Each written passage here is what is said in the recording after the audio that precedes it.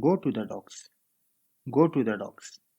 इस इडियम का अर्थ होता है किसी की गुणवत्ता, स्थिति या चरित्र में गिरावट आना, बदतर हो जाना, बर्बाद हो जाना, क्षय होना, बुरा हो जाना, क्षतिग्रस्त या नष्ट हो जाना या बुरे हालात में हो जाना।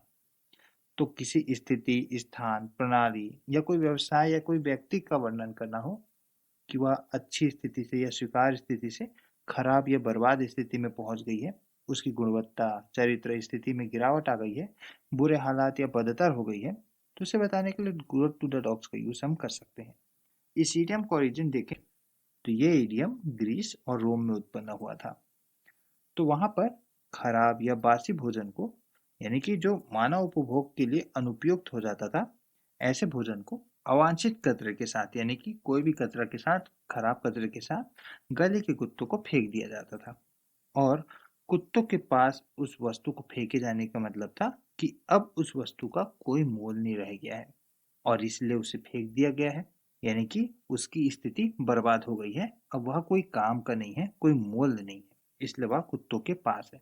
तो समय के साथ यह रूपांतरित हो गया किसी भी हालात को बताने के लिए, कोई व्यक्ति को बताने के लिए, कोई संगठन को बताने के लिए या कोई प्रणाली को बताने के लिए गो टू डॉग्स का यूज किया जाने लगा, जब उसकी स्थिति खराब हो, बदतर हो गई हो, हास हो गई हो या खराब हो गई हो। इसे एग्जाम्पल से और बेहतर समझ लेते हैं। The whole company is going to the dogs due to the poor leadership. पूरी कंपनी खराब नेतृत्व के कारण गिरावट की ओर जा रही है, यानी कि बदतर होती जा रही है। Their family went to the dogs after their father passed away. उनके पिता के गुजरने के बाद उनका परिवार बर्बाद हो गया। तो यहाँ पे गो का सेकंड फॉर्म वेंट यूज किया गया है, वेंट टू द डॉग्स, जिसका मतलब है बर्बाद हो जाना। तो उनकी फैमिली बर्बाद हो गई है, यानी कि बदतर हो गई है उनकी हालत। If we don't act now, everything will go to the dogs. अगर हम अभी कुछ नहीं करेंगे तो सब कुछ नष्ट हो जाएगा, यानी कि सब कुछ बर्बाद हो जाएगा, खराब हो जाएगा। Don't let this beautiful house go to the dogs.